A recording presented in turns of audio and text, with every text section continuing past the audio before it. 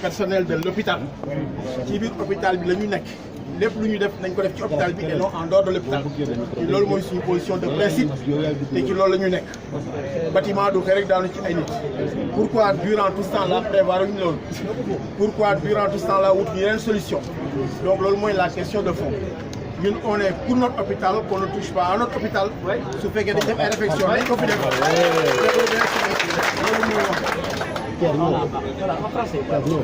en français.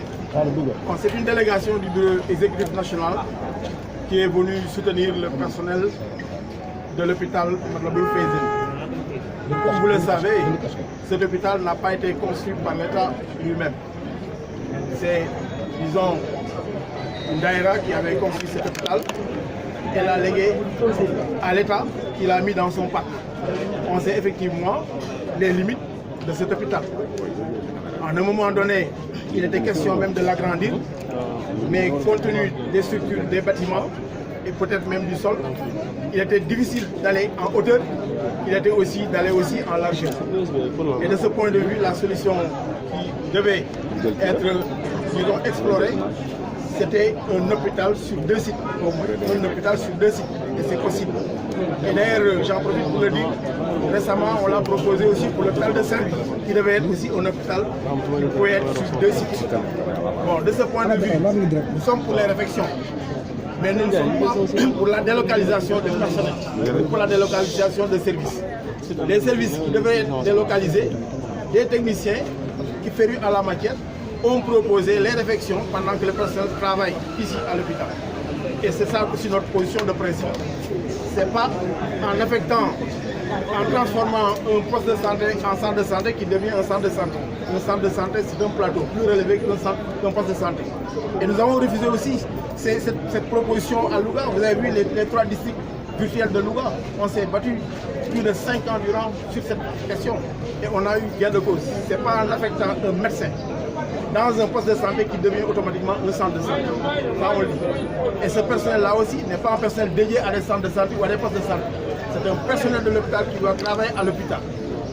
Des réflexions de ce genre ont lieu. Présentement, si vous allez à Dantec, à un moment donné, il était question de la délocalisation. Nous avions dit non.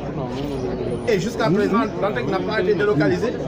Il y a des bâtiments même qui menaçaient de s'écrouler. Vous avez vu la maternité qui est en réflexion. Mais présentement, les services de patients, les NEC, sont en train d'être repris pendant que le personnel est bien à l'hôpital.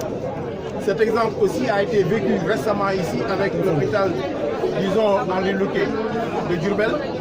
Là aussi, intégralement, l'hôpital a été repris sans que le personnel ne sorte. Et nous voulons ce genre de situation, ce genre de solution ici, à l'hôpital de Touba.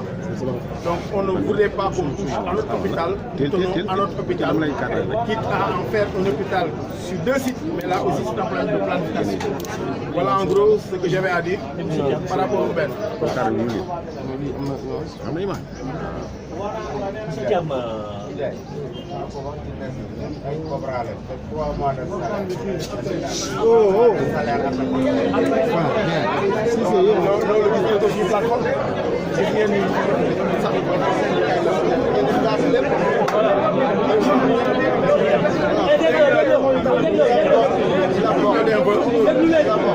Le personnel contractuel. Si c'est rare, elle m'a dit nous différence entre personnel contractuel et personnel étatique.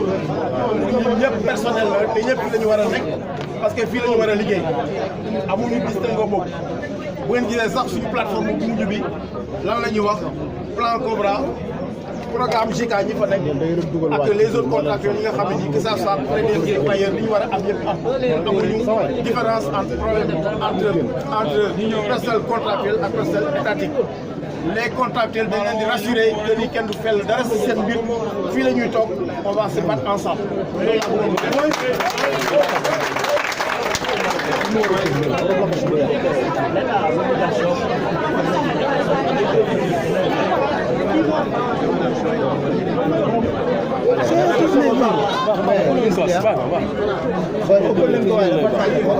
C'est bon, allez-y.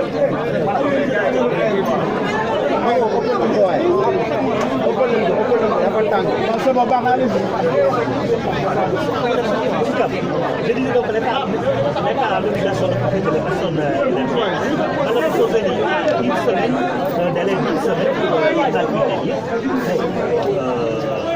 n'est-ce pas là une mesure très bonne mesure quand même. Quand on sait que le bâtiment est menacé d'être Nous ne sommes pas dans ces logiques-là. Nous disons simplement que les réflexions, on peut les faire ici pendant que personne est à l'hôpital. Ça, c'est des dispositions techniques qui ne nous concernent pas. un bâtiment menacé d'être Je ne parle pas de bâtiments qui menacent le développement. Nous disons simplement que ces réflexions auraient dû être planifiées. Cet hôpital-là pour conduire ce personnel-là en attendant d'autres solutions.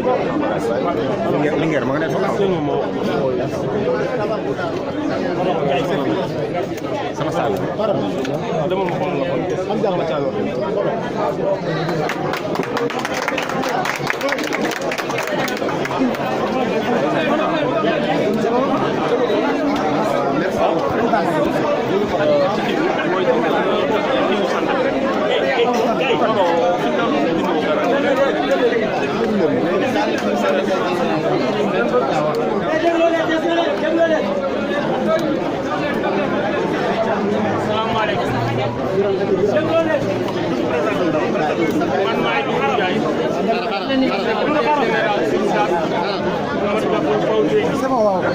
samay kilifa nag ñoo ñëwoon tey jii nemmeeku ci bokk ak ñun naqar bi bokk ak ñun xeex bi en l'occurrence li ñu naqari mooy ñun suñu hôpital bi doole askanu Touba la ñoo jëloon seen ñàkk wàcce leen micro di seet ne santé am na ci tolof tolof ñu ne war nañ fi def hôpital ñu cotiser tabax ko fi dénk ko Sëñ Saliou bi mu paree Sëñ Saliou ne jébal leen ko état bu boole ko ci politique sanitaire Sénégal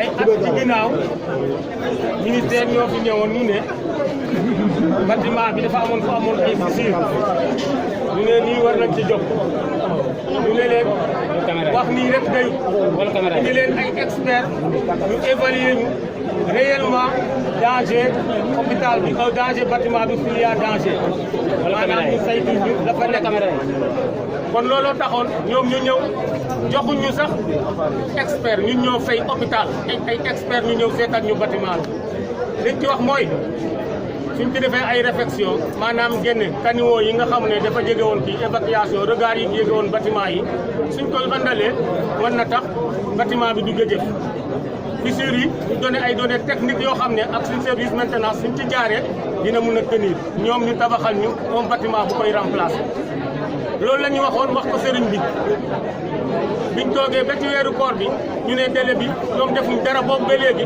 ñu defoon point de presse ngeen ñëwoon couvrir ñu lañ ca waxoon mooy ñoo waxoon lii defaguñ ko te dañoo bañ ñu bettuñu kon ñun amoon nañ expliqué d'alerte pour wax leen ko suñu CA demandé audience avec le ministre bi recevoir leen gàllankoor yi nga xamoon ne waa jëm ñoo ñu ko tegoon ci tardé liggéey bi ñu ne bàyyi leen ko ci suuf d'accord nañu entreprise FONSIS pour ñu liggéey affaire bi ci mu gën a gaawe ñun ñëpp si wax ñu ko ñu toog amul weer ñu ne la xaw Demba Diop moo tax ñoom ñu ragal waaye ba léegi seen expert technique wanuñ ne lii la altine boobu ak talaata boobu nga xam ne ñu ngi doon woo directeur ñoom yóbbal nañ fi ay waa protection civile ñu ñëw seet si joxe guñ conclusion ñu ne ñun nañ fi ñu jox ñu un délai d'une semaine pour ñun ñu évacuer bâtiment bi loolu nag dañoo mesuré wul conséquence bi ndax hôpital bi li mu yenu diis na bëri na sous région bi dañ ko yenu te ñii nga xam ne noonu ni ko suma secrétaire général waxee ñu ne poste de santé mun na couvrir activités yi nekk ci hôpital bi te loolu lañ bëgg a def defoon nañ ko Louga ñu bañ mu ne xam nañ wax ngeen dañu ne ñun ñëw ci si waxuñu sax fu ñu dem ñoom ñoo wax ne dañ nañ uti loolu sax c'est pas responsable ndax nit ki boo koy doxal da ngay seet foo ko doxal yow yaa war a seet comme yow yaa xam ne lii la mais ñun ñoo wax dem leen seeti ay site mais Doudou dem tamit est-ce que gënul toog si bâtiment boo xam ne mën na daanu à tout moment. bu ñu wóoroon ne bâtiment bii dafay daanu duñ fi toog ndax ñun tam ay bakkan lañ am te ay bakkan lañuy seet. kon amul benn firnde quoi. ñoom firnde bi ñu waxoon mooy ne bâtiment bi mun na tenir ni ñu fi jógee keroog dañu wax ne lii lu mu dee mun na def 5 ans c'est pas un bâtiment de 20 ans ici c'est un bâtiment de 16 ans peut-être au maximum. waaw.